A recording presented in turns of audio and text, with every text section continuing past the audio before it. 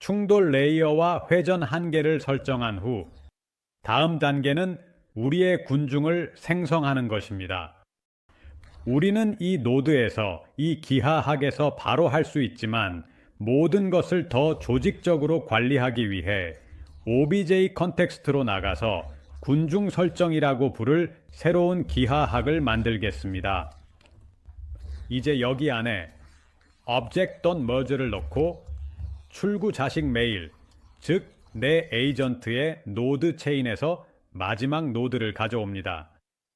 오른쪽 상단 모서리에서 Hi Daughter Objects가 설정되어 있는지 확인하여 이 기하학에 있는 것만 보이도록 하고 이제 군중을 생성하기 위해 군중 소스 노드를 사용합니다. 이 노드를 연결하기만 하면 기본적으로 2인명의 캐릭터가 간단히 생성됩니다. 수량은 기본값으로 20으로 설정하겠습니다. 괜찮다고 생각합니다. 이제 아래의 초기 상태에서 모든 에이전트의 동일한 클립을 사용할 것이므로 이 목록에서 대기를 선택하겠습니다. 보통 저는 이 부분을 비워두고 랜덤화 탭에서 여러 클립을 선택하여 각각 다른 클립으로 시작하도록 합니다. 하지만 이 경우 모두가 같은 상태에서 시작할 것이므로 여기서 대기 초기 상태로 설정하겠습니다. 이제 우리의 군중 시뮬레이션을 위해 우리는 이 노드 라인을 눌로 닫았습니다. 우리는 여기다 두고 그것을 출구, 군중, 소스라고 불렀습니다. 그리고 나서 이 눌을 에이전트 제약 네트워크로 가져가서 시뮬레이션에 사용했습니다. 라그돌 시뮬레이션의 경우 과정이 다소 다릅니다. 이 눌을 제거하겠습니다. 그리고 군중 소스, 이후에 에이전트, 제약, 네트워크라는 노드를 추가할 것입니다. 나는 내 군중 소스에 연결하고 노드에 2개의 출력이 있음을 확인합니다. 첫 번째에서 에이전트가 나옵니다. 여기 에이전트라고 적혀 있는 것을 봅니다. 그래서 클릭하고 이 케이블이 여기로 연결되면 탭 키를 눌러 눌을 추가합니다. 이렇게 해서 상태가 직접 생성됩니다. 이 눌은 출구, 군중 소스라고 부를 것이며 이는 에이전트의 출력입니다.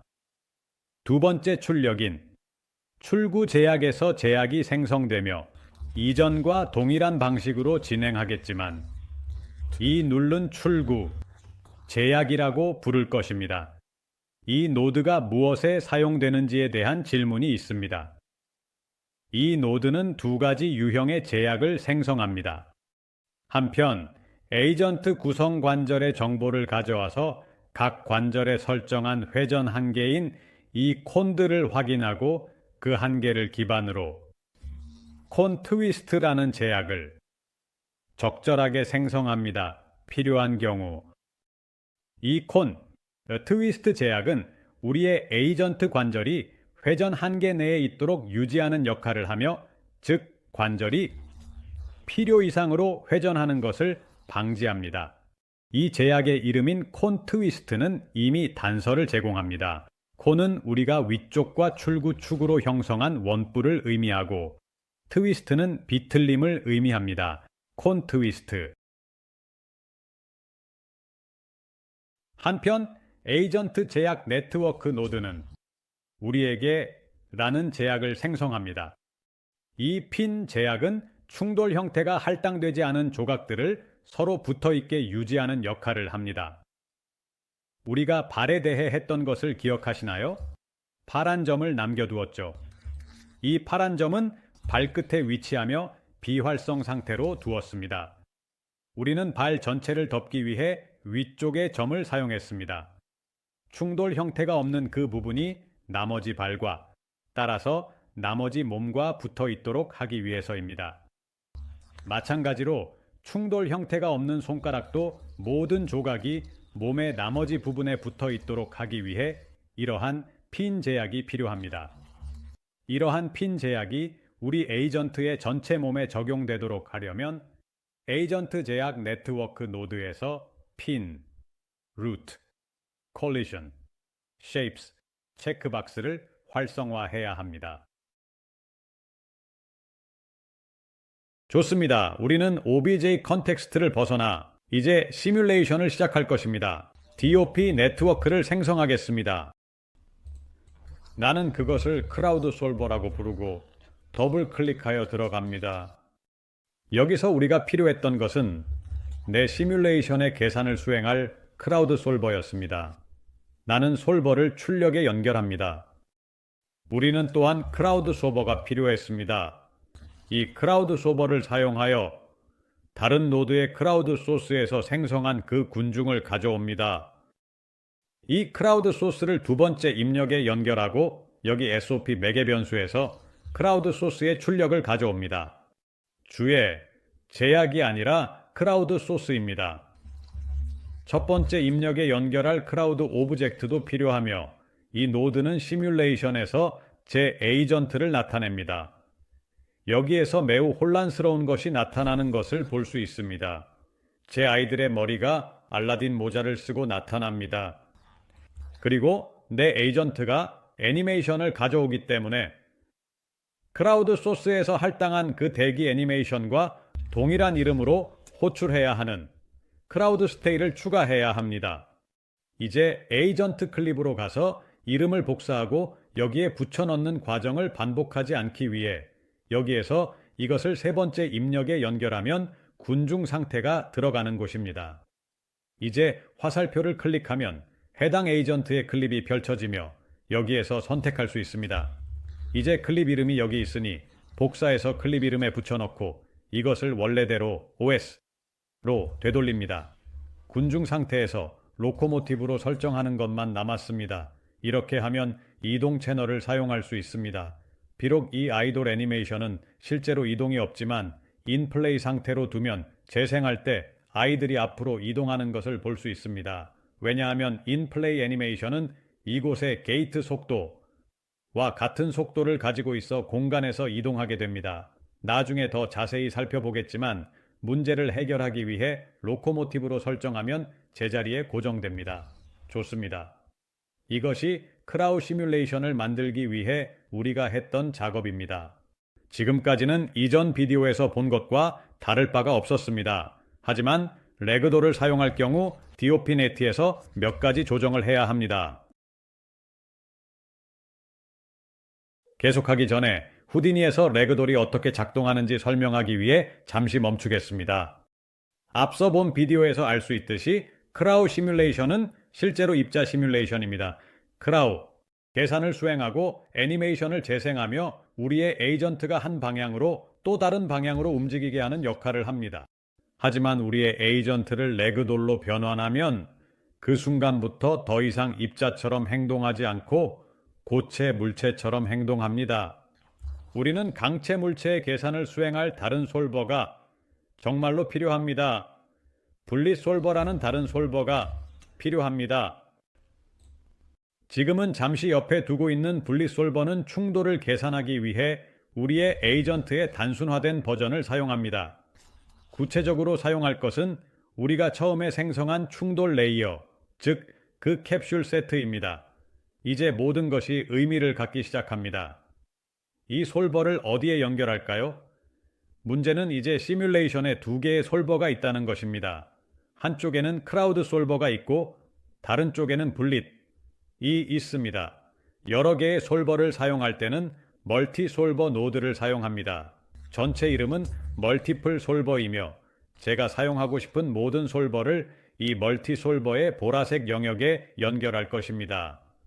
한쪽에는 크라우드 솔버를, 다른 쪽에는 분릿을 연결하고 이 멀티 솔버의 출력에 연결됩니다. 이제 멀티 솔버가 경고 메시지를 표시하고 있습니다. 주의, 오류가 발생했습니다. 걱정하지 마세요. 지금 해결하겠습니다. 분릿 솔버를 선택하고 여기 매개 변수를 살펴보겠습니다. 테스트 시뮬레이션에서 설정한 것과 동일한 제약 조건 반복을 사용하고 있는지 확인해야 합니다. 제가 100으로 올렸던 이유는 제 에이전트에 연결되지 않는 제약 조건이 있었기 때문입니다. 그래서 100으로 올려야 했습니다. 이 값은 제 시뮬레이션에 이 매개 변수에 넣어야 하는 값입니다. 스트레이트 반복을 100으로 올리고 여기에서 흥미로운 다른 매개 변수는 수면 시간 또는 수면 지속 시간입니다. 이것은 우리의 에이전트가 움직임을 멈춘 후 최종적으로 비활성화되고 빨간색으로 변할 때까지의 시간입니다. 기본적으로 2초가 설정되어 있지만 이를 늘리거나 줄일 수 있습니다. 저는 0.5초로 설정하겠습니다. 크라우드 오브젝트는 시뮬레이션에서 내 에이전트를 나타낸다고 말했습니다. 일반적인 크라우드 시뮬레이션에서 크라우드 오브젝트를 크라우드 솔버의 첫 번째 입력에 연결합니다. 하지만 지금 이 상황에서 내 에이전트는 하나 이상의 솔버의 영향을 받을 것입니다.